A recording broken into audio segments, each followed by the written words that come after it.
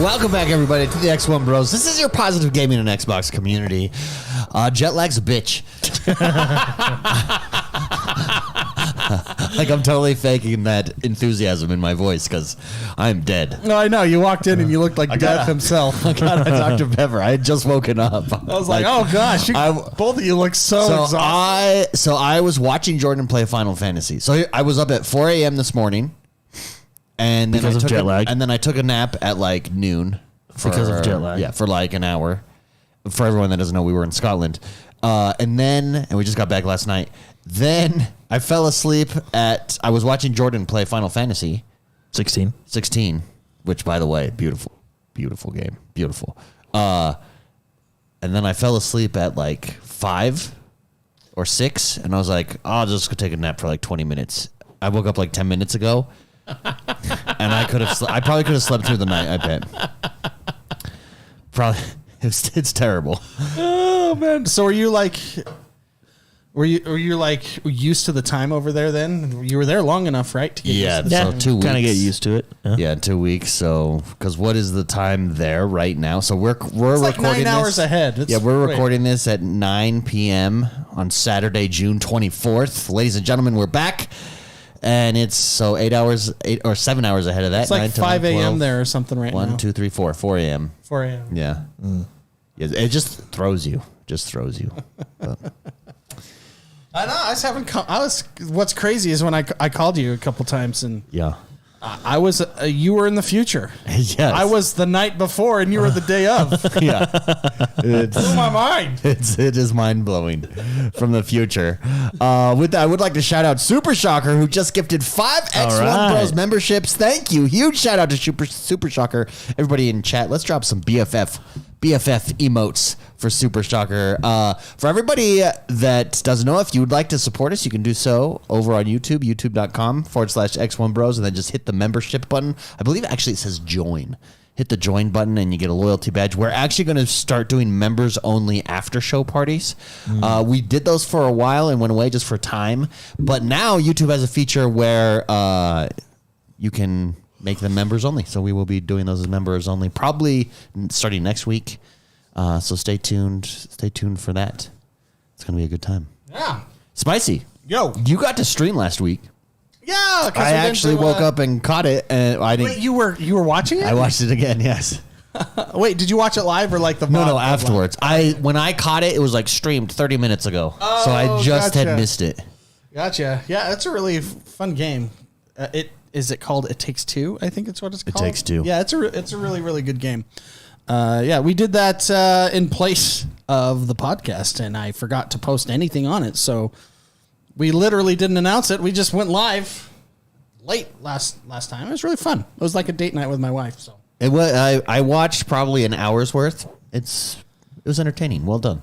It was. It was very entertaining. Honestly, that game is like, it really is like marriage counseling.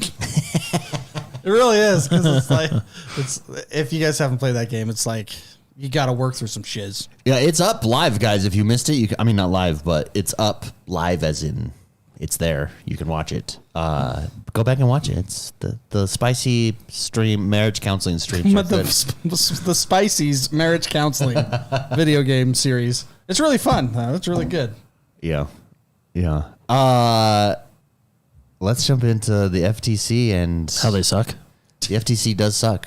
The FTC sucks for this reason. So Phil Spencer was on the stand this week. The FTC, the Activision Blizzard deal is coming through, which, by the way, P.S., Jim Ryan's emails were leaked this last week. I believe the news story dropped 2 or 3 days ago, where he basically said, I know Phil Spencer. I know Bobby Kotick? Bobby Kotick, yeah. I'm not worried about Call of Duty. Also not worried about this Activision Blizzard deal. And yet Sony's the one opposing it. That hurts them, those emails leaking. So that hurts Sony? That hurts Sony's case. He was basically just like, nothing's going to happen. Yeah, let's pull up Starfield footage, though, while we talk about this, because Starfield really is at the heart of the Bethesda deal, is what kicked off these acquisitions, really. So come to find out, the reason that... maybe not the main reason, but the catalyst, the needle on the haystack, the needle that broke the haystack. The needle that broke the camel's back? Is that what? Or that? No one cares. Whatever. Yeah, I don't know we get what you're trying to say, David. You're tired. Wait, let me take a sip of this. Oh my God. Thank you. Get some caffeine in you. Yes, thank you. Basically, Microsoft purchased Bethesda because Starfield was going to be exclusive on PlayStation. PlayStation had Deathloop, if you remember, that was exclusive, as well as, what was the other game? There was two of them, Deathloop and Ghostwire. That's right. Both from Bethesda. Tokyo, were timed exclusive, but exclusive for what, a good year. So was Starfield going to be a timed exclusive? He's got word that Starfield was going to be exclusive, and that's really the catalyst Is it for really the Bethesda like purchase. Espionage? It really is. So like- this is what Like, I think you guys remember that movie, The Departed? I've never seen. I actually never saw that. It's, but I've it's a heard of it. I've fantastic seen a movie. million Yeah, it's a clips. fantastic Leonardo movie. DiCaprio. Yeah, correct. He's like the informant. Do you think there's like a Leonardo DiCaprio from Microsoft in Sony, and then vice versa? Like, the espionage must be insane at that high of a corporate level. It depends on what playthrough of Civilization they're going to go for. Yeah. Because you can. Yeah, are they a domination, or are they going for science or espionage? I don't know. It just depends. Yeah. So here's what Phil Spencer. Here's what Phil Spencer said about it. He said, when we acquired ZeniMax, one of the impetus for that is that Sony had done a deal for Deathloop and Ghostwire to pay Bethesda to not ship those games on Xbox. This is what he said on the stand during the FTC hearing, which, by the way, the FTC sucks. The title of this podcast is the FTC, not the title of the podcast, the title of the thumbnail is FTC sucks, because basically you have politicians that know nothing about gaming that are in charge of making regulations and have this big say, in whether or not this deal goes through. The FTC sucks, guys. They don't know what they're talking about at all. And it's clear. Their case, they tried to argue in their case that Nintendo isn't a competitor to Xbox.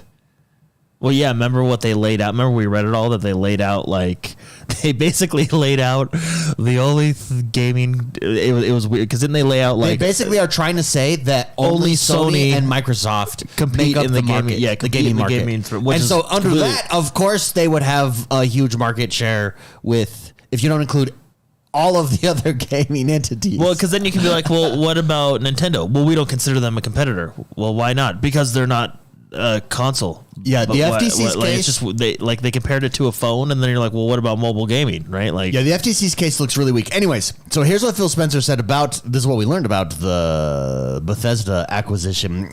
He said, when we acquired ZeniMax, one of the impetus for that is that Sony had done a deal for Deathloop and Ghostwire to pay Bethesda not to ship those games on Xbox. So the discussion about Starfield, when we heard that Starfield was potentially also going to end up skipping Xbox, we can't be in a position as a third place console where we fall further behind on our content ownership, so we had to secure content to remain viable in the business. Basically, Sony doing these deals forced our hand to purchase Bethesda. That's basically what he said there, which is fascinating.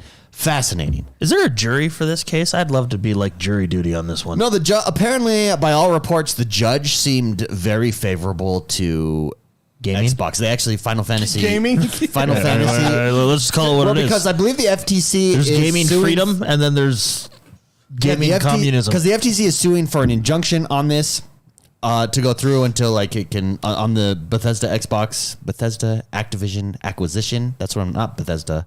Blizzard. Blizzard, yeah. Man, too many B's. Bitches be crazy. Blizzard, Activision acquisition. Yeah. They're suing for an injunction to go And through. the judge seems and to the be judge favorable. is ruling on that right now.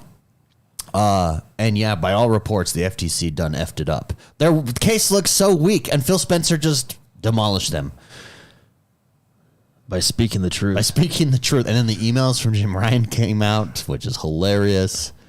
But yeah.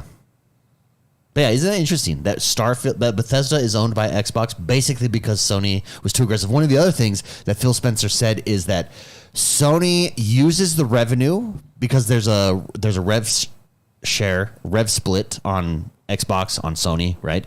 So Yeah, they use the revenue. Wait, what? Explain that. So you're talking about games, So right? 70-30. Yeah. Yeah. So any revenue coming through the Minecraft store on PlayStation, a portion of that is given to PlayStation. Makes money off of that. Yeah, just like any other. Just like any yeah, other. yeah. And so Phil Spencer said on the stand that Sony is using revenue from Xbox games to then block games from Xbox. On the stand. Here's what he said exactly. That's actually you got to give it to Sony on that one though. That's kind of like that that's, is. Well, I feel like that's five head thinking. Here is what that's what I thought when I saw that. I thought That's ninja. That's why Sony's winning. Sony is crushing it. Well done. Yeah, well, that's- well done. Well, that's how you play the game. He said, here's what he said on the stand. PlayStation uses the money they make off Xbox games on PS5 to pay for other games to block on the Xbox platform. He said, every time we ship a game on PlayStation, Sony captures 30% of the revenue that we do on their platform, and then they use that money, among other revenue that they have, to do things to try to reduce Xbox's survival in the market. Bam, gloves off. Well, so what down. it is this is making Sony look like the bad guy. Yeah. Yeah, I mean, not the bad guy, just saying like Anti-gaming. FTC, if you're going to block this because it's unfair business practices, let me show you what our competition has been doing. Yeah. Like that's basically, I think, what's being said there. Then the judge asked during this thing about Final Fantasy. Is Final Fantasy exclusive on PlayStation? Phil Spencer, yes. Is it a big game? Yes, it's one of the biggest games. It's potential. It's. I mean, I'll just say it right now. It's my game of the year, hands down. Not even a question. Yeah. So, anyways, it's fascinating. Wait. Here's the thing. Wait, By all hold on, reports hold on. and everybody. Yes. Do you think the judge will rule Final Fantasy has to come to the Xbox? I don't think that they can does do he that. Counter ruling. Does he have that power? No, I don't think it's a she. I don't think. Does she have that power? No, I don't think that they can. Because if she's an Xbox user and she wants Final Fantasy to come over, no. Yeah.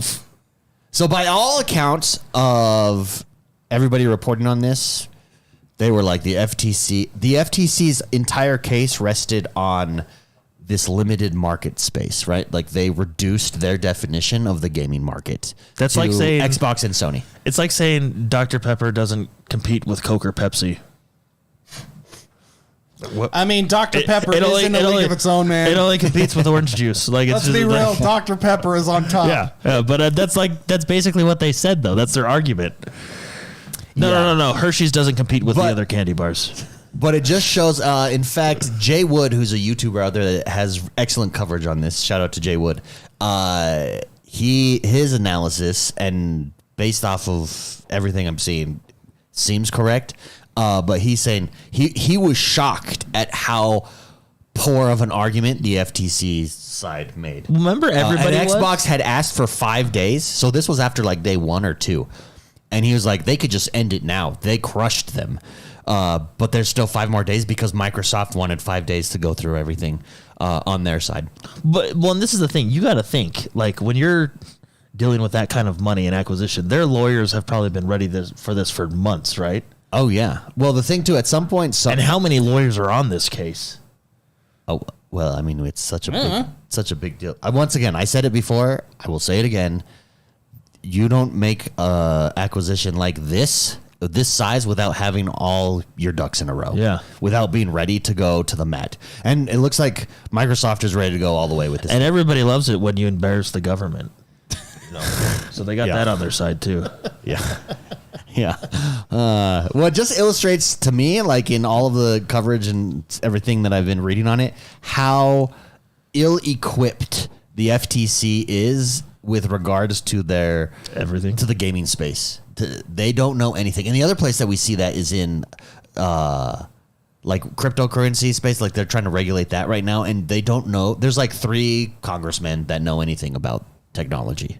Everybody else knows nothing. Like when you see Mark Zuckerberg or the TikTok CEO go before Congress, and the questions that Those are are some asked, of the greatest videos. yeah, the questions that are asked are like, "Do you not use the internet?" Like, what? And it's crazy once a congressman or Congress, whatever, when they get up there and then they actually ask a reasonable question. And you're like, "Oh, he knows what he's talking about." And it's just like a basic. It's like a 5th grader could ask that question. it's like, but oh it, my like, gosh, wow, that's crazy. But everybody else is so bad that it makes them look that expertise is there.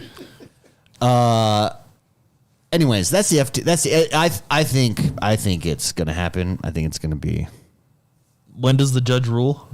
5 days, 5 more days, right? 3 more days now, I guess. This is just on the injunction, so this isn't on the final thing, to my understanding. But yeah, but like if one, I'm sure we'll find out. Right? I'm sure we'll find out soon. So the injunction is to stop it. So if she rules no on the injunction, then it goes to the FTC, and then the FTC decides from that point. It's such a confusing system, right? Yeah, I don't know how it is. I just started watching this show called Suits. Hey, I did too. Yeah, I'm With on my season wife? 3. Yeah, it's confusing. Yeah. The legal, man, legal. I don't know, but it makes great drama TV. Yeah, It does make great drama It TV. Spicy. Yo. Since we've been gone, have you been playing Diablo still? Have you continued on with your Diablo-esqueness? No, I did for a few days. I actually haven't been able to play much at all. Oh, really? I thought you would be like capped out and ready to roll. I'm pretty far. I just hit Paragon. So Oh, okay. So that's level 50. Yeah. I mean, I know I'm far behind people that lean into gaming pretty hard, but I just haven't had time. So, but I really like that game a lot. I'm loving Diablo. Yeah, shout out to Jerry Holbrook. He says the judge's final ruling is this Thursday. There we go. Yeah. Wait, and what does that mean? Is this just like This is just for the one of This is just for the injunction. That's why it's confusing because like this is just for the injunction. Act 1 of like a 3-chapter. I mean, I would assume it's kind of a domino effect, right? If the injunction doesn't go through, then I assume everything will just kind of slowly fall into place. Can I ask you something? Absolutely. Yeah. A lot of games spend a lot of time and effort in the character creator screen. I mean, look at Starfield. Is this the Starfield Direct video that we're watching? Yeah, what is this it's one? The first like one, right? 40-minute one that was at the Yeah. So showcase. ultimately, does a character creation screen matter? Like, in my opinion, I think a basic character creator is fine. Like, yeah, it's not going to make or break the game. I will like argue, a lot of games will really push that. Yeah. Why? Like I'm curious on their end. What do they see? I'm gonna give you a game that makes sense. Give it to Black me. Desert Online. Okay, that's hot. Beautiful. Like one of that character creator is phenomenal. Great boob physics. Absolutely, absolutely. And everyone's it's like watching a CW show. Everyone is absolutely hot in that one. Yeah. Like you can't go wrong with that one. I think I don't know. I spend a lot of time on character creators. It just seems like a lot of games push. But if the game didn't have a character creator, see that's where I'm like. I get what you're saying. That's what I'm saying. Like if a game has a character creator, I make a character that looks like myself. Just I'll give slightly you more an muscular. example. I was watching you play Final Fantasy, and I but he already was looks like, badass. I was like, oh, They've did done Jordan it make for this me. character? No, And then I realized, oh no, this is Final Fantasy. It's already a character with a story. So who cares? Yeah, but when you make a character that looks that good, they've already done it for you. There's no need. You know what I mean? There's no need. But I will say, after seeing the character on Fable, I kind of want to go back and work that character model. That is one of the ugliest characters. Yeah. You know what I'm talking? I'll pull it up. Yeah. This is like, ugh. Maybe that's what they went for. Yeah, it's just, woo. Wait, this is Fable? Yeah, the Fable cinematic thing that we got. I'll pull it. That is replicates gameplay. I'll just see if there's a screenshot. The main character was kind of like I was confused a little bit, like, huh? And I think that's kind of like the British humor. I think it was a joke. They just were like, hey, but I don't know. But it's kind of like, ooh, I wish I had a character creator to make that one to redo. Just how they have the random, just randomize something else. So one thing that happened while we were gone, while Spicy pulls up the Fable stuff, Jordan. Yeah. No more cutscenes or cinematic seasonal scenes in Halo. Yeah, which I don't like. I mean, Halo's just getting cut left and right, man. Like at this point, you're just it's laying on the ground, and you're just I don't know. It's just, but anyway, we were talking about it, David and I. I think. Sorry, I just saw a glimpse of the picture that Mark was looking at. Like look at this. Like, it's just like, I don't know. And you might want that would be a to refresh redo that character. Yeah, that would be a refresh for me, but I don't know. It's got potential. okay, all right. But that's fine. I personally would hold X and refresh it. There's been a bunch of videos on this. I have seen like players headlining this. So Yeah. Well, yeah, I mean that's what you went Fine. for. Like, if that's what you want, that's great. I would have a character creator just so I could re-roll this one. So in chat, Craig McLean says D&D players understand character creation adds to full role play immersion. Yeah. So here's the thing, though. I get so on that Starfield that we were just watching. The reason it came up is because we had the video playing for those listening in the background, and they were on the character creation showing the facial expressions and changing the eyebrows and whatnot. But for the comment on D&D, the background is a different thing. I'm not talking about character creation background. You're just talking about what I'm just talking about the looks, and they really a lot of games seem to really focus on like their in-depth character creation there, which background is a part of that. But I'm not talking about that part. I'm talking about the actual character creation. Well, like tools. Black Desert Online, you essentially have no background. It's just like a character. It's creator, just looks. It's just superficial.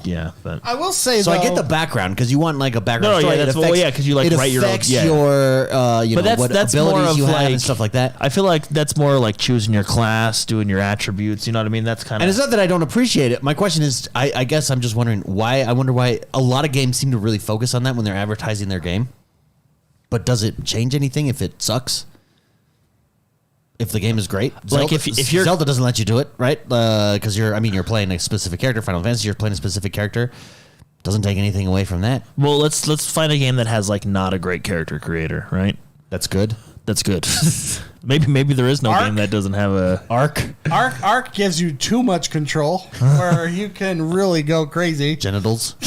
I don't think that one gives you genitals, but it does make. You can, Rust. Like, I'm thinking Rust. you can yeah, yes. No, you can have the arms like 15 feet long. You know, you look all distorted and everything. Well, here's an example of a game that has a character creator, and I never use it because I prefer Captain or Shepard. You know, it's Mass Effect. Mass Effect. Oh yeah, that's true. Yeah. So they let you customize your own character and all that stuff, but for some reason, the game is just far more fun to play as Commander Shepard. like the default character that they give you. That they give you, and that's when they come out with trailers and all the cutscenes and everything. The default Commander Shepard is far more relatable. I feel more immersed playing as that character than having my own. But it does have a character creator, right? Correct, So whether it you does. use it or not, I don't know. Character creator, I don't know. It's is it a hard question? Let's take the newest Diablo. Like it has a character creator. Traditionally, Diablo. I think Immortal had a character creator, but traditionally Diablo, like when you were the barbarian, you were just like a jacked dude, right? The sorcerer was they usually create the characters for you. Now Diablo 4, now they've added the character creator. But it's very limited. Yeah, but it doesn't take away nor, for me at least, it doesn't take away nor add to the game. I think Maybe it slightly adds to the game a little bit because I can make this one myself, but I mean this one's more so than the others because of how the cutscenes work in that game versus the others. Yeah, but half the time I'm like wearing a helmet. Well, you can have that off. Yeah, I know, but I'm just I'm just saying. I know my necromancer looks like a meth addict. Yeah, yeah. Terrible. Real quick, I do want to make a correction. I think I shouted out Jerry Holbrook. It was Dark Knight who said the judge's ruling is on Thursday. Thank you, Dark Knight. Appreciate it. Here's another one. Destiny has a character creator that's very limited. Yeah, but who cares in Destiny? You never see your character. That's my point. Like, Yeah, it's a first. I got a person game. hot lady with pigtails. I got the pigtail situation going on. I mean, yes, you can take your helmet off and like when you hit the pause menu, there's your face. But if Destiny didn't have a character creator, would it? That's what I'm trying to ask myself. Would it take away from? No, because the you're game? always wearing a helmet anyway. Like when you see your here's the character, thing. it's If let's say Black Desert, if it didn't have an intense, I mean, obviously it would have a character creator because it's an MMO. But if it didn't have a character creator at the level it did, would it take away from the game? Wait, what game? Black Desert Online. No, because you could still AFK fish. That's all that matters. In the game. Well, see, and that's what I'm trying to ask myself. if a game doesn't have a character creator or a limited character creator, does it? I'm not saying, look, I mean, every time it has a character creator, I just try and make it look like me, just more muscular, and I appreciate that. Yeah. But does it take away from the game if I don't have that? My answer, I think, is for the most part, no. I think we can, after this discussion, I think we can all agree it doesn't matter as much as they put emphasis on trailers. Yeah. I think that's what started this discussion. Yeah. Because a lot of games, I mean, even Cyberpunk was like, guess what? Guess what you could put a star as pubic hair on your genitals. You could do anything you want. Yeah, we got a genital creator. That one did affect me because in that game walking around, I knew like my character has a huge... Well, that one affected me because I knew. Yeah, I knew that my character walking around in that game, in a game I couldn't play, was looking good. I was wondering how he was walking around. Well, I had the Series X. I could play it. It was just there was the same people walking by checking out my junk. Copies of myself. Let's end on this. I think T-Buck sums it up well in chat. He says, any character creator is better than no character creator. Yeah, I mean, Amen. Fair That's enough. true. Yeah, fair enough. But, I mean, if there's a trailer, let's put that at 10% or less of the trailer. Yeah, like they spent what I want to see is the background options. I don't care. Like they were showing off like mustache options. Given a percentage, I would say the character creator is 2% value of the game. So give me 2% of that, talking points about that. That's fine. Maybe it's higher in like The Sims. Since that game is about like character creation. But that's I thought that game was about like burning your house down. That would be like the only way. No, it's a side effect of that when game. you get to see a blurred out nakedness shower scenes, you want a character creation. Yeah. I'll be honest, I don't think I've ever Have you never played The Sims? I've seen gameplay. I don't think I've ever played it. Yeah, Wow. it's actually fun. I like fun. building my own house. I like getting a job. Yeah, like getting promoted, working out. And Yes, I can now afford this new add-on to my house here. It's great. I mean, I've seen stuff. But So Jordan, back to Halo.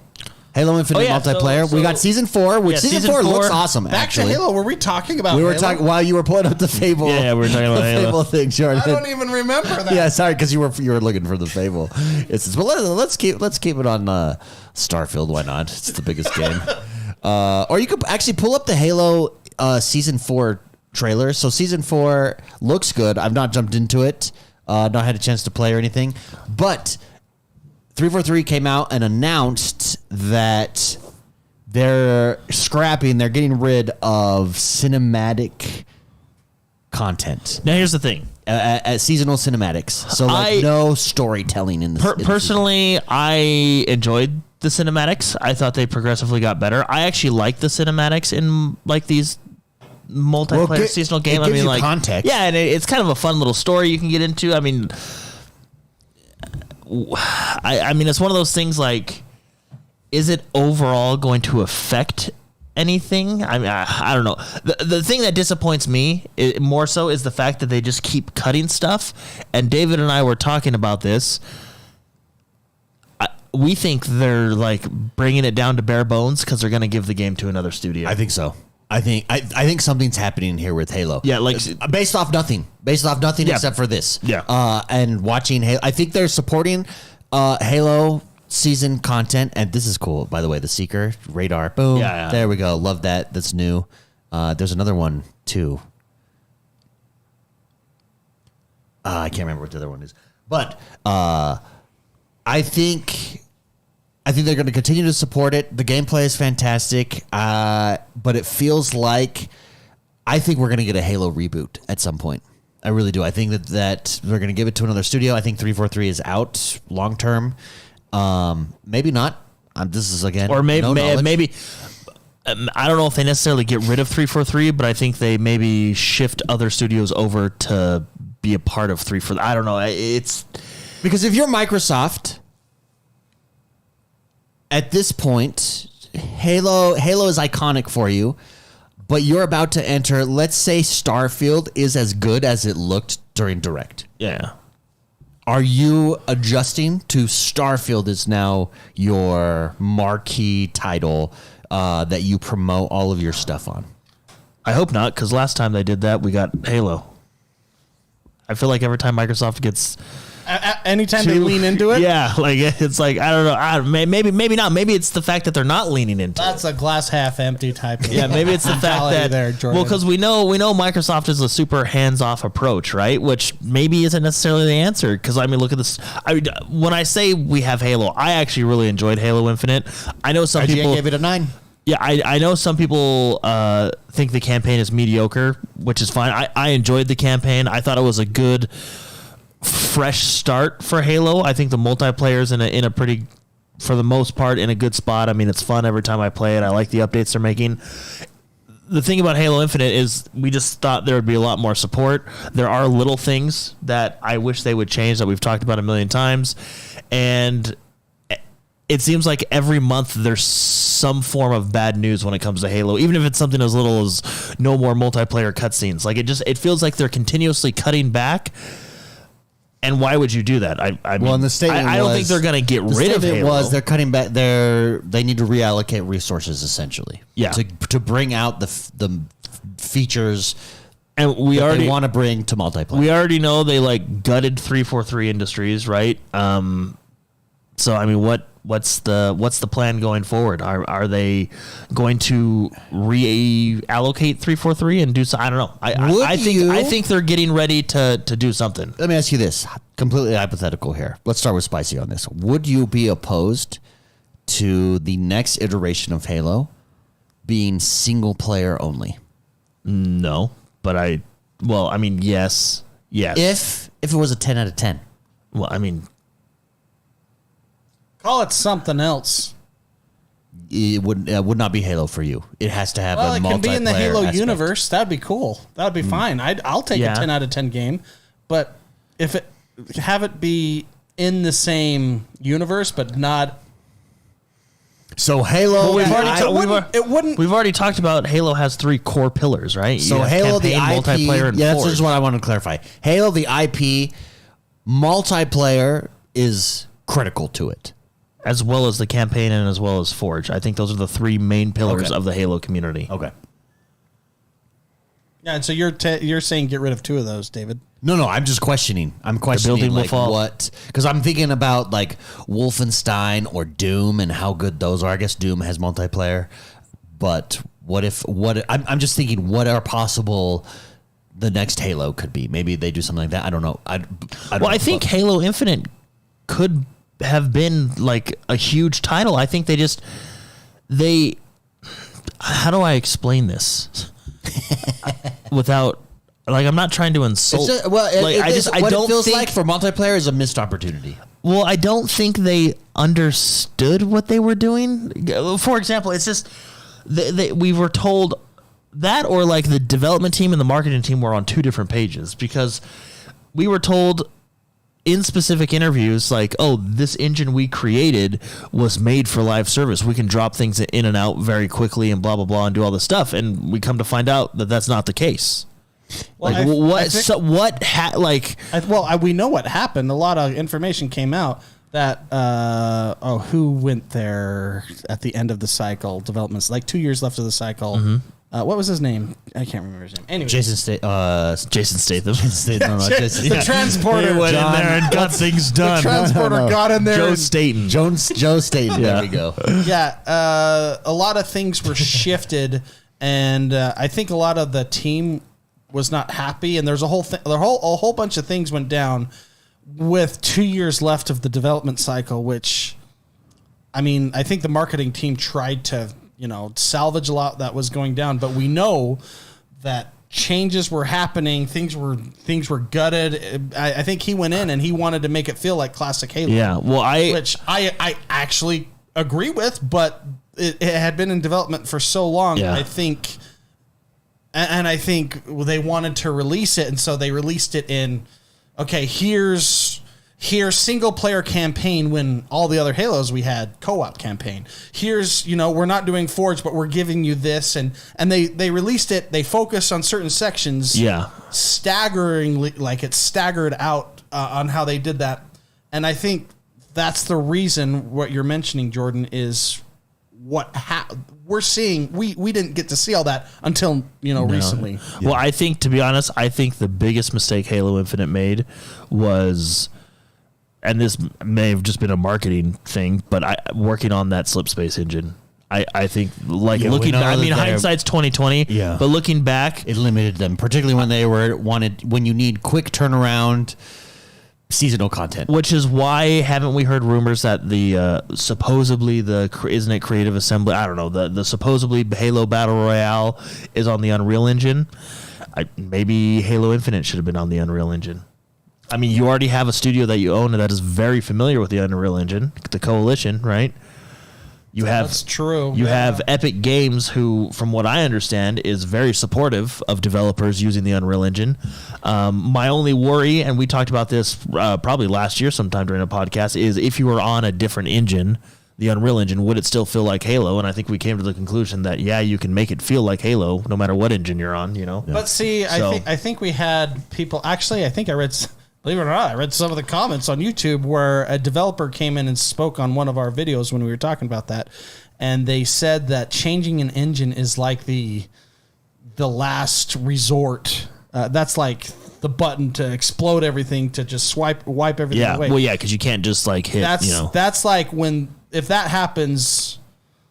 To be honest, that's not a good thing. Personally, to switch engines. I think that's what they're doing.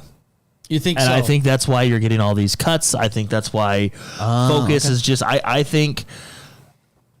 This is just going off. We heard a rumor. You guys remember the rumor that I don't know if it was Creative Assembly or who it was. It was someone, wasn't it, that was supposedly working on a Battle Royale Halo game, and it was on the Unreal Engine. Oh yeah, it's not a rumor. Wasn't it confirmed? Wasn't it? I believe it was confirmed. I don't know, but.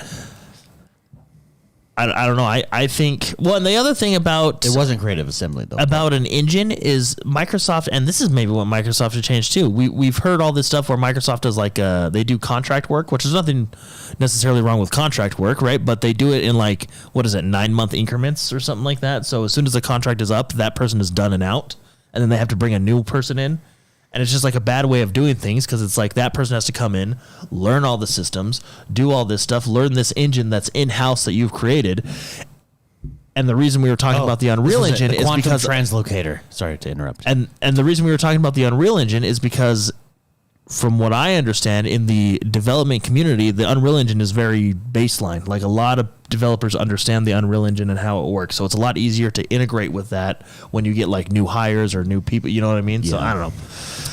Irregardless, it's just bad news for Halo again. You know what I mean? It's interesting. Well, and it seems like although season 4 does look good. It seems like they're improving season to season with the. You finally got infection. Here. I mean, but the new if that doesn't say you have problems with your engine, I don't know what does. It took a year and a half to put infection in. But also the quantum relocator ability. Yeah, tracer looks super cool. Have you seen that, Mark? You basically tracer and hit cool item. Really excited for that piece of equipment. Yeah. So you can move around. That's a lot. It's more like, it's not necessarily tracer. It's actually more like the other one. That other guy. Yeah, no, the side shaved head hacker. No. I know who you're talking about. Oh, there's too many characters now. What is her name? We're talking about a character from Overwatch. Yeah, she goes like this. She's she speaks Spanish. Yes. What is her name? Vanessa, it's gonna bother me. No. She's. Oh, what is her? Someone help me out here. What is her name? I can think of every other character. Reaper. I know. Tracer. Soldier 76. Mercy.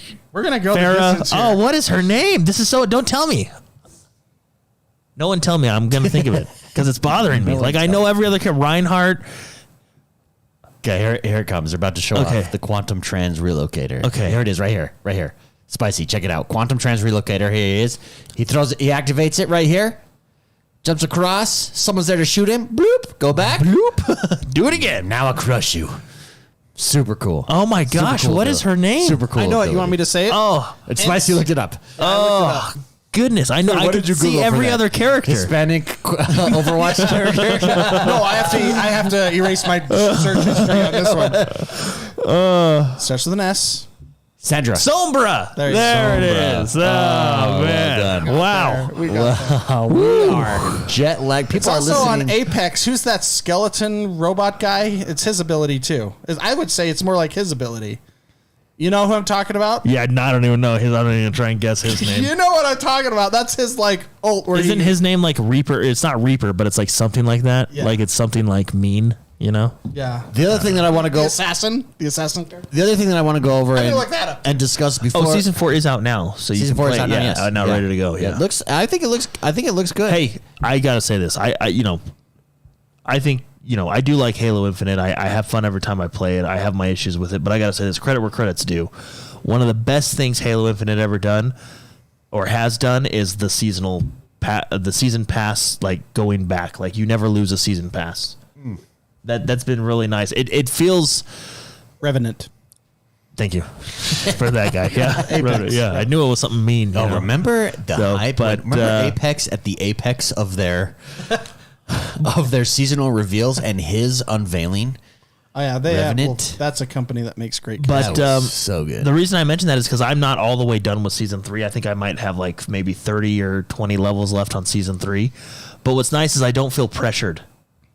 Like, okay, I can go in, play season 4. I can continue to finish my season 3 battle pass, then start working on season 1. I think a lot of games should do that from now on, and I actually really appreciate that 343 did that, not losing your season pass, especially when you pay money for it. Because if you think about it, you're kind of getting gypped when you buy a season pass, unless you complete it. You know what I mean?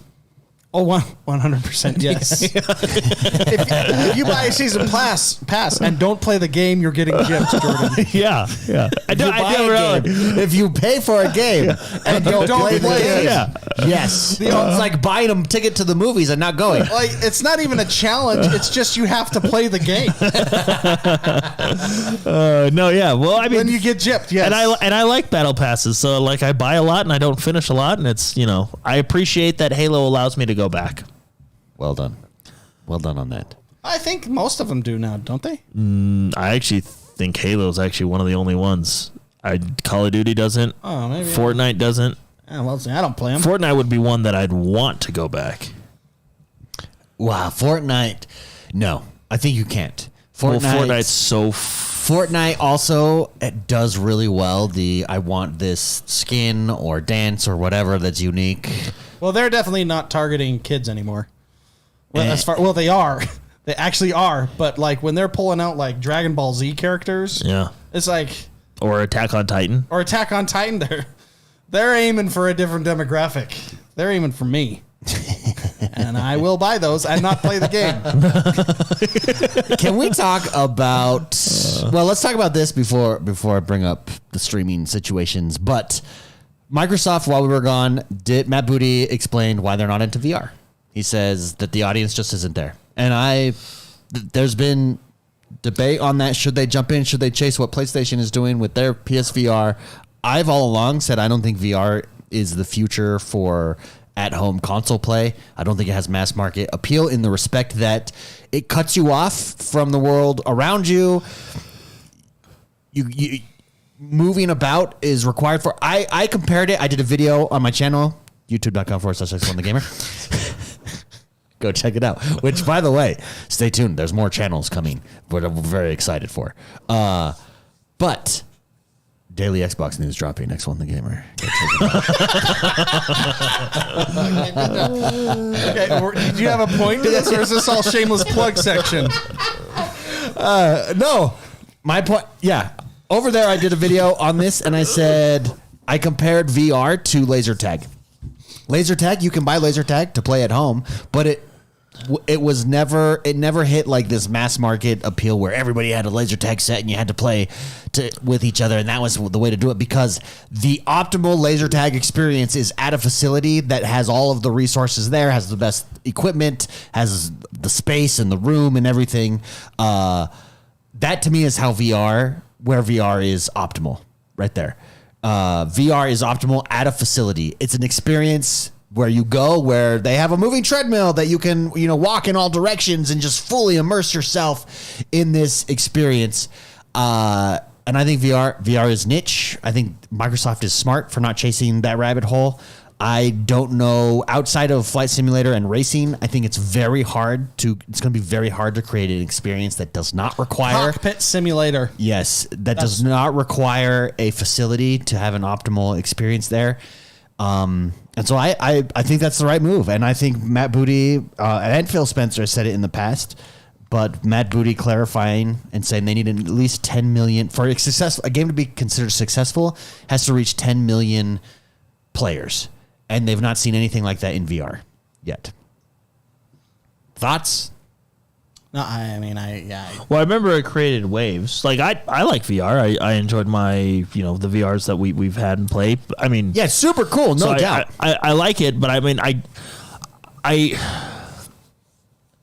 maybe there might have been a little too much outrage against that. Like I don't necessarily think they're wrong. Yeah. But I also think VR can be fun. But does VR need? I mean, yeah. So I'm not saying that I'm not saying that the VR experience is bad. It's cool. Yeah. It's super cool. It's super unique. What I'm saying is, it's not. I don't think it will ever reach mass market gaming console appeal that consoles have. So, for instance, consoles took what the arcade was and brought it to your house. Mm-hmm. I don't think that's VR. I think AR can do that. I think VR, the only way that VR could do that, because it requires movement in a space, the only way that VR would reach mass market appeal is I could experience it the way Sword Art Online is. I could lay down on my couch and I could have that same experience just from sitting still. That's why it is a great cockpit simulator, like you said, Spicy. Because you're just sitting still. That, or I would say a combination of the two, because I think like Resident Evil does their VR very well, where you're sitting on the couch, you're still using a controller, you're just in the first person. Yeah. So I think a combination of the two could work. Yeah. The problem is it doesn't matter how fun it is if people aren't playing it. If people aren't buying it, that's the argument that Microsoft just said. It is a super cool experience. We just don't see the popularity. Yeah, I think augmented reality. I think that's why the Apple headsets, Apple's new what is that called? Apple's new headset. I don't even remember what it's called. Is actually smart. It's $3,500, and they're clearly jumping into the space for developers. $3,500. Yeah, pull it. This is the same company that made like a $300 mask, right? Right? The problem. Well, they were jumping into the space. Yeah, Apple Vision Pro. Pull it up, Spicy. Okay. MBMD. Wait, what's Marcus Brownlee? MBK, whatever. Yeah. He did a review on it. And he was like, "Yeah, it is super impressive. It's doing things that he's not seen done before."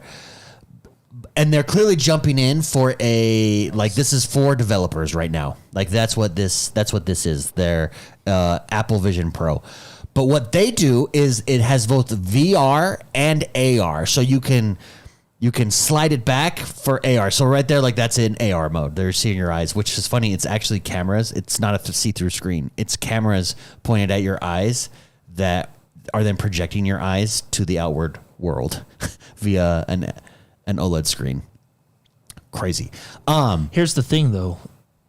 But that is correct. Like, see, she's in AR mode right now. I think AR is the future because it doesn't remove you from your space, so you can clearly see everything around you. I think Phil Spencer's comment a few years ago where he said it isolates you as a gaming experience. I agree with that. I think gaming is successful because it's communal. So VR, when we're playing something in VR and you're sitting on the couch and you're doing it at a party and your friend is up and you're watching their reaction to dinosaurs, their reaction is the entertainment because you can project it on a screen, but what you see on the screen is not at all what they're seeing in VR. I think that's the problem. Whereas if we're all sitting on a couch playing a game together, we all are seeing the same thing. So it's this communal experience. Yeah. I actually think that just having TVs everywhere is the future. You know what Apple's good at? Making stuff that looks really stupid on you look cool. Look cool, yeah. No, they nailed the fashionista of it all, right? Yeah. Apple by Balenciago.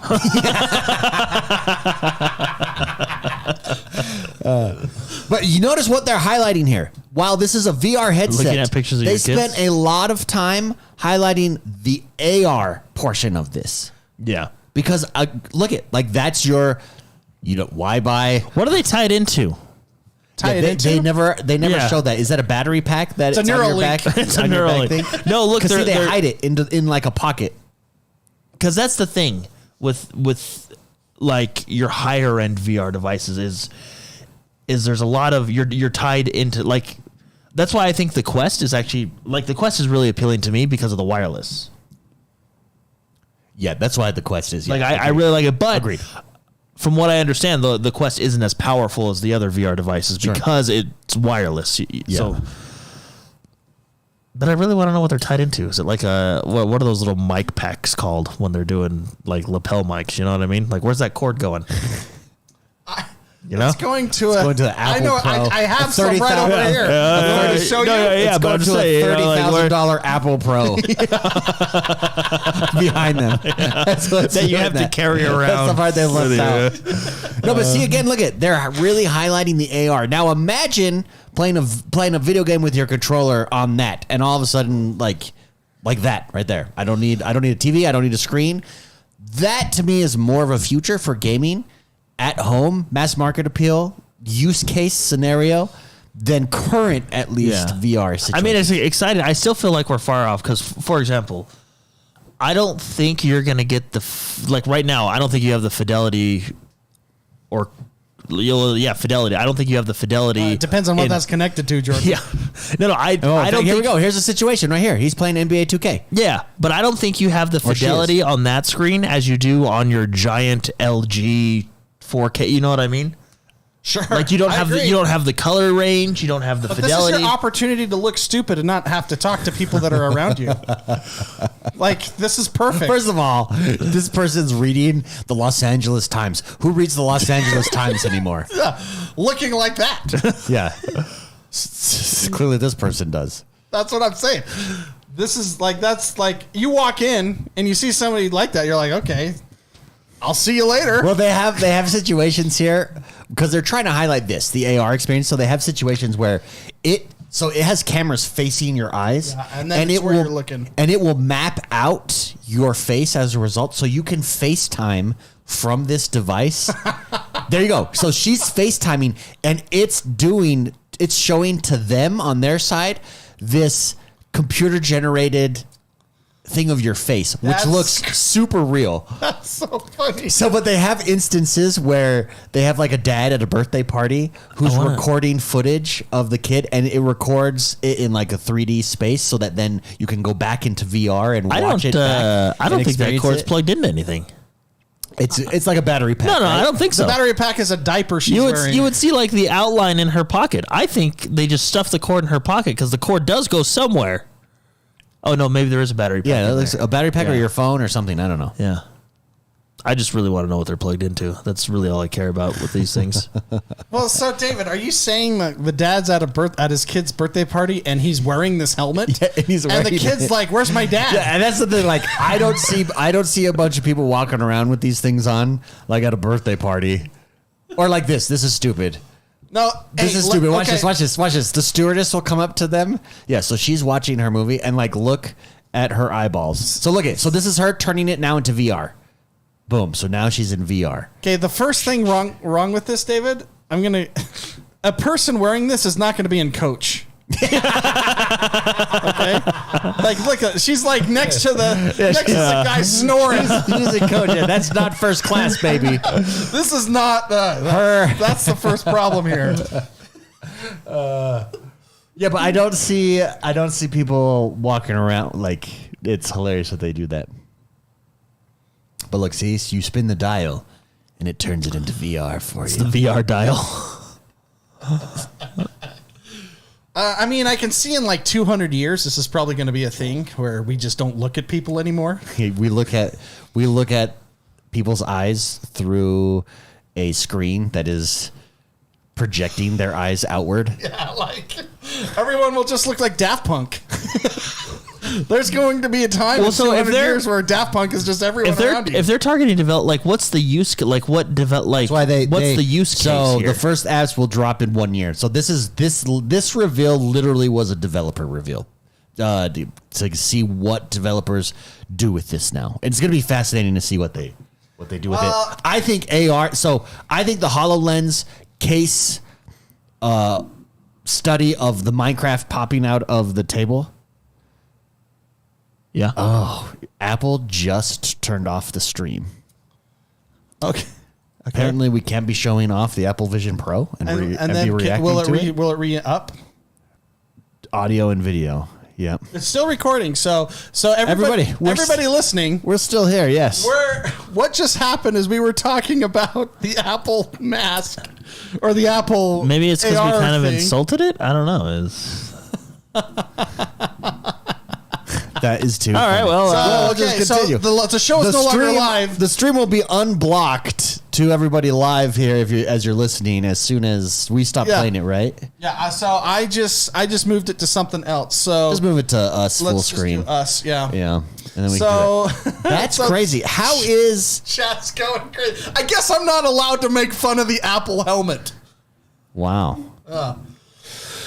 Well, okay. So what? So is it? What's the? So everyone listening, I think we'll just keep this in the show. I don't know how we're gonna keep it in the show, but I want to. I want you guys to know, listening. We were streaming the trailer live. Yeah. Of the Apple mask, the keynote that everybody has already seen because it's keynote already public. That we're reacting and we just to, got shut down on our stream, and it wasn't full screened. Was there audio playing through from it? There was no audio playing through. No audio. Here's what it says. Error. Your stream has been temporarily blocked because we detected copyrighted audio and video. It's not audio. There's no audio coming through the stream except our refresh and see if we're back up yet. We're not. Oh, well. What are we talking about now? No, we can still talk about this. That's absolutely nuts.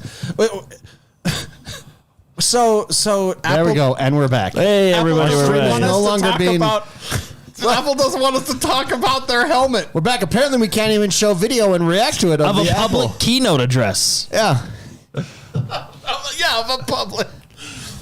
Oh, that's pretty funny. Sorry, everybody live. That was crazy. Yeah. The only other time this has happened on our stream was Godzilla. Was Godzilla. When Jordan was talking about Godzilla. Which, by the way, was already a public trailer that everybody, Oh, that's absolutely nuts. So what we'll do then for the audio, I think we're going to keep that entire section in the middle where we were just like, what the hell just happened? Yeah, so on the YouTube video, that blocked part will stay.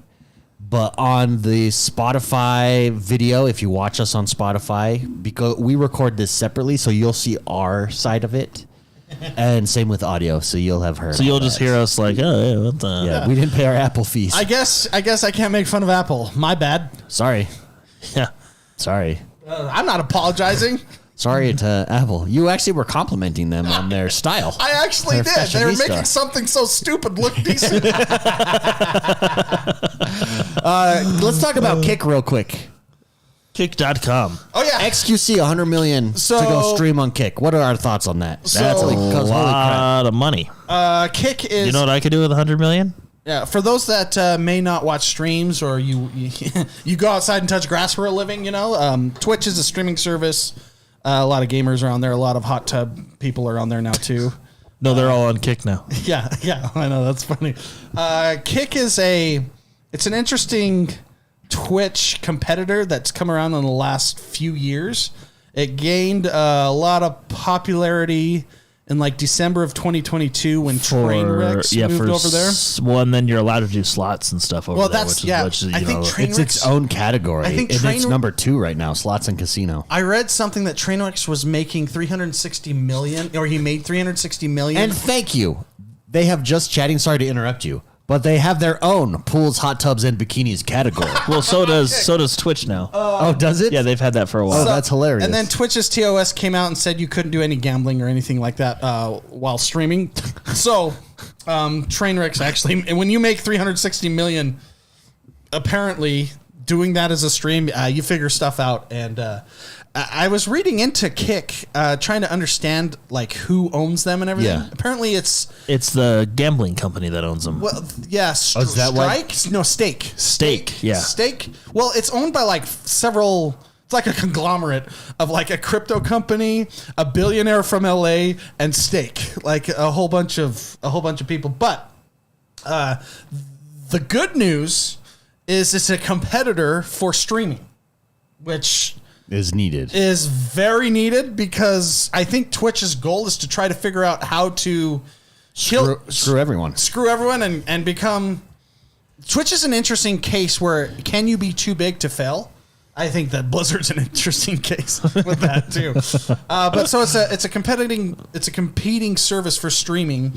These last couple weeks, it was announced that XQC, the largest streamer, the number one streamer on Twitch, got signed to move to Kick exclusively for a 2-year contract for $100 million. Yeah, now that's not been confirmed. Obviously, it's NDA, but that's what's being reported. Well, $100 million. $100 million, which I think that's bigger than all of. Is there any sports in America that has a number like that? He makes more than LeBron James, who I think was the highest paid Blows my NBA mind. player, right? Blows my mind. And I actually think this is very strategic because was it June 6th or 7th? Actually, I think both those days Twitch stumbled again. They came out with some TOS changes that about like the burn-ins and stuff like that. Yeah, they basically said, creators, you cannot have burn-in ads anymore, and your logos need to be lower than 3% of your screen. I love how they framed it too, because it was like, this is for you. So let's talk about burn-in ads. So a burn-in ad is Spicy streaming. Let's say Spicy is streaming. I'm playing a game with my wife. Yeah. Woo, and Spicy has a deal with Stream Deck, his own deal that he's made. And he's advertising Stream Deck on his stream in a banner that comes across his stream. Twitch said, no, you can't do that. You have to go through Twitch. Basically, Twitch is clamping down, making it so that the only advertising that happens on Twitch happens through which is foolish because, for instance, on YouTube, I don't understand the move because your competitors are not doing that. They're doing the exact opposite. YouTube still runs its own ads, and YouTubers all the time do their own read-ins. Read-ins, affiliates, all like everything, all that stuff. They're basically taking that away. Now, it doesn't mean that you can't read one in, but you just can't. You can't have a permanent ad, which is what every streamer has done. Forever. I love how they framed it too. Like, oh, this is for the viewers to reduce ads on screen and clutter. What's funny too? You're not reducing the ads that you're putting up there. Like it's a move to benefit Twitch and Twitch only. Yeah. Well, I don't think it benefits them. I think it hurt them. It hurt them hard. Yeah. I actually think this move for XQC was specifically timed at the time that it. I think that Kick was just waiting for. It's just a matter of waiting. It's like playing ping pong. You wait for the other person to make a mistake. It's still a dice roll though, because Mixer tried this. Yeah, but do you think at that time Twitch hadn't messed up? Twitch was kind of at the beginning of all of the bad press. I was going to say this. I think Kick has a lot more money than Mixer ever did, even after Microsoft bought them. Well. I mean, you're talking about it's owned by a gambling company. A crypto gambling company. They have money. Well, Microsoft is the second or third largest market cap business in the world. But a gambling company. They just didn't go all in on giving them money. The day before, too, don't forget, I think it was the day before, they came out and said you can't multi-stream anymore to YouTube or anything like that. Yeah, why did they even come out with the feature, which was a few months ago in the first place? If you stream it on Twitch, and this is including like everybody, like you're stuck with us. You can't go anywhere unless it's like a 15-second TikTok clip or something. There was a whole bunch of stuff. Another move by Twitch to screw over literally everyone. But what's funny is, didn't Twitch announce a while ago that, like, hey, you can do that. You can stream wherever you want, including Twitch. Because isn't that why Ninja now streamed everywhere? I think Ninja streamed everywhere just to make as much money as he possibly can. But I don't know. But Twitch allowed it. Now they don't allow it. Yeah, I don't know. And the relationship that content creators have with Twitch for the last 3, 4, 5 years. It was better 5 years ago. It just continuously, progressively gets worse and worse. And it gets harder and harder for viewers to watch. I mean, it's kind of, there's so many memes on the internet now that people are experiencing what I experienced was you're watching this stream, something amazing is going to happen. Then you have 10 ads. It says 1 out of 10. You miss it. You can't go back and watch it. Yeah. That's the frustrating part. It's so funny that the ads just cover the live show you're watching, and then you're like, I just watched Asmongold clip where that happened. And he was watching. I actually think it was XQC like moving to. It was something with XQC with his move to kick, and then it popped up, and it was like it built. It's one of the funniest things I've seen. It is so You gotta funny. show me that one. I'm not Like, saying it's hilarious, and which is so funny because it's like the whole kick controversy and everything. Anyways, it's fascinating that they threw down that much money to get the number, like to get XQC. That's huge. Well, it's just. Oh, also, who are the? Because it's XQC and then it's Kai, isn't it? Aren't they the two like biggest? Yeah, and then you have streamers? Amaranth. You have a bunch of people moving over. No, the Kai's not moving over, but they were just like the biggest streamers, weren't they? XQC, Kai. Oh, XQC was by like he's by. I thought Kai like caught up to him. Maybe though, it was anyway. But no, the split also is a 95-5 split. So that was their selling point when they first jumped in. Yeah, a 95-5 split. So it's way more desirable for the content creators to move over to a gambling. My thing is this though. That's a lot of money that they'll probably get back in 2 days from all the gambling. Well, yeah, but what's their? I get that question. I think I know where you're going. How are they going to make the money back? No, gambling. I don't know that a live streaming only service site is the future. I really don't. I think Twitch's time is limited. I think Kick's time is limited. I don't see a future and here's the problem is look at the competition. YouTube live streaming is average at best, right? That's being kind. Yeah. But YouTube doesn't care. We just got kicked off for watching an Apple. A public keynote address. But YouTube doesn't care because YouTube has this complete package. So they've got I can do this on YouTube. Here's what I can do. I can post a video, make a video that's there for forever that will be found, and the YouTube algorithm is discoverable for me. I can create short form content, similar to like a TikTok, so I can catch onto that craze, and Instagram Reels. I can live stream. I can now podcast on there. They have their own podcasting that they're trying to jump into, and so it's this complete package. Twitter, Elon Musk under Twitter is doing the same thing, or Twitter under Elon Musk rather is doing the same thing. Instagram is doing basically all these other. You're competing with social media sites. Facebook is doing this, has all these other options as well. A stream only site, I don't know long term that's the future because you're so limited in, for instance, how do you get big on Spicy? If you were to start streaming today on Twitch, how would you get big?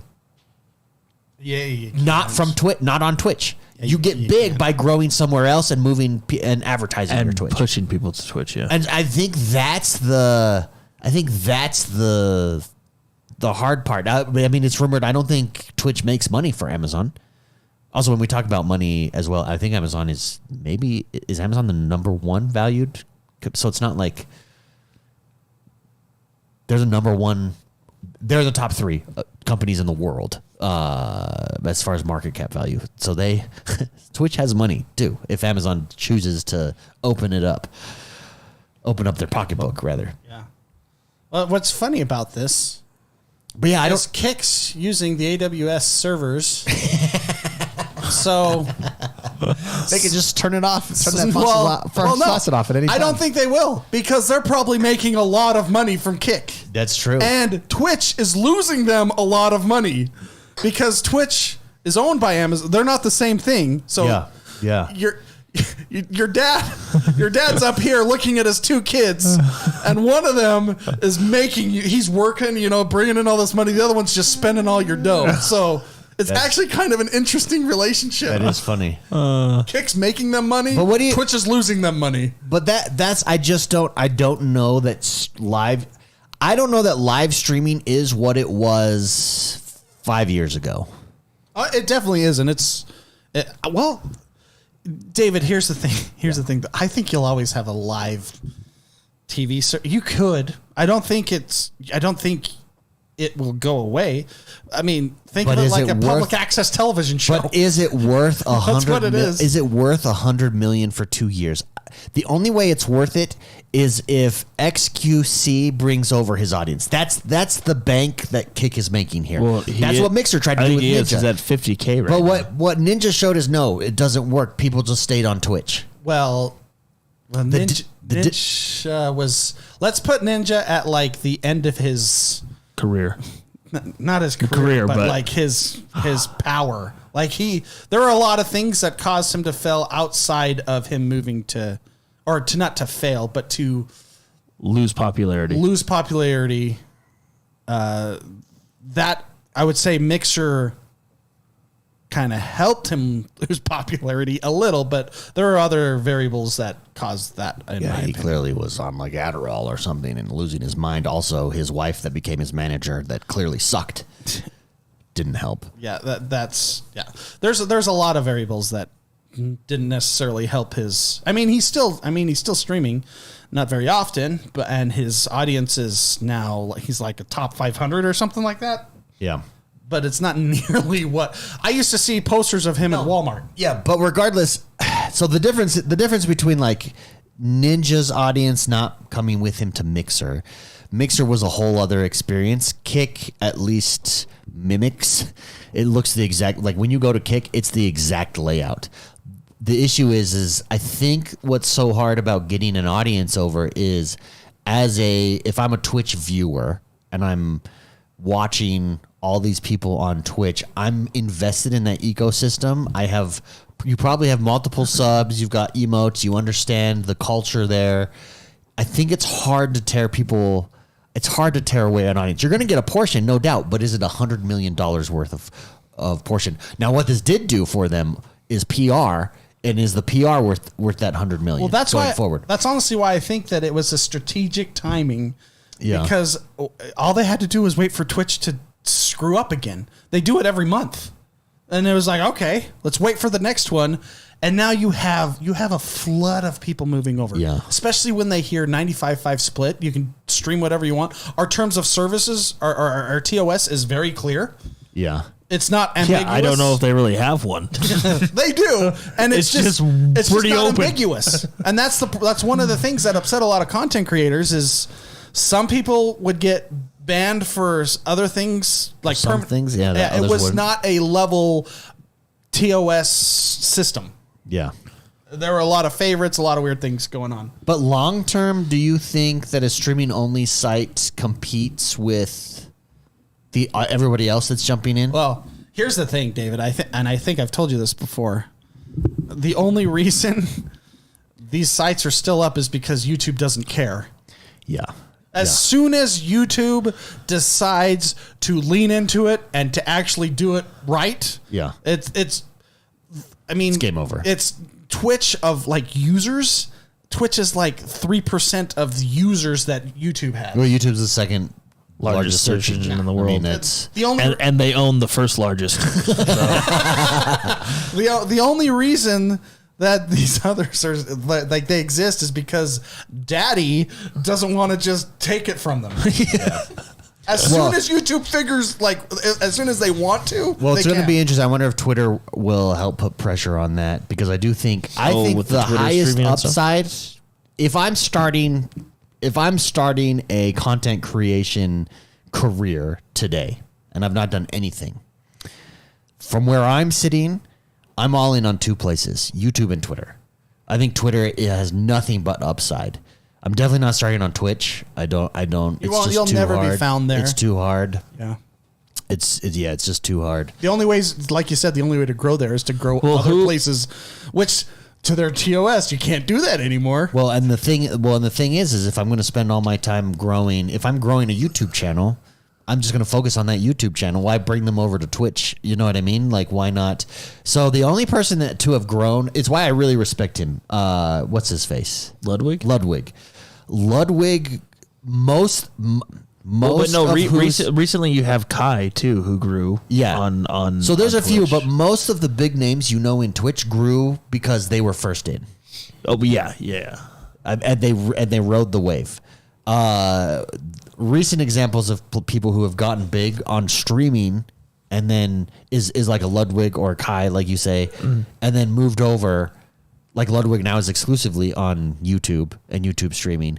But even he talks about it all the time. He's like, nope, you don't grow on Twitch. You've got to have, are you growing a TikTok audience? Even when he was growing on Twitch, he was doing stuff on YouTube and That's how he grew his. He grew it a very specific way. So, I don't know. I think there's a lot. I'm going to be interested to see what Kick can do.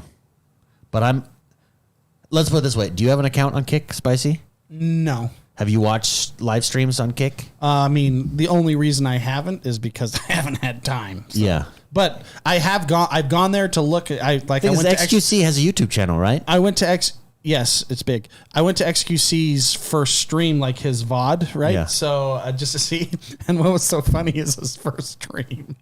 Oh, this is so funny. His first stream is him trying to figure out the technical stuff. He's like, "Oh shoot," and then they have like Trainwrecks hop on with him to because Trainwrecks is like the ambassador for everyone right now. It's his. Yeah, he owns it. He's one of the owners. Oh yeah, one of the owners, I believe. But it's actually really funny. Like when people move to YouTube, their first stream is like a big deal. It's all orchestrated. It's all like. Yeah. But his is like. It's XQC. And what blows people's mind is the zero. Like it's like a 15-second millisecond latency between chat. Yeah, I saw YouTube of his reaction to his zero latency chat. It's pretty cool. It's like it reminds me of the Mixer days when they had their low latency. 1 second. This looks even faster than that.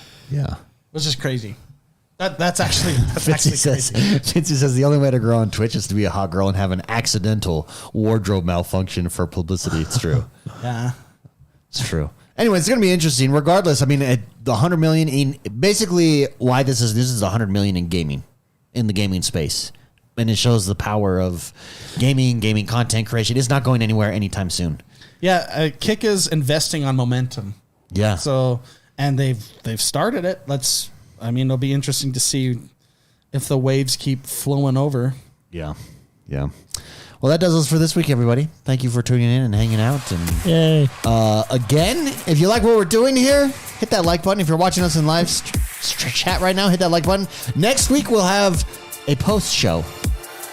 And then we're moving to membership-only post shows. So, for everybody who supports us and is a member, join us on the member-only post show. It's going to be a good time. There may be some nudity. Who knows? We'll see you guys later.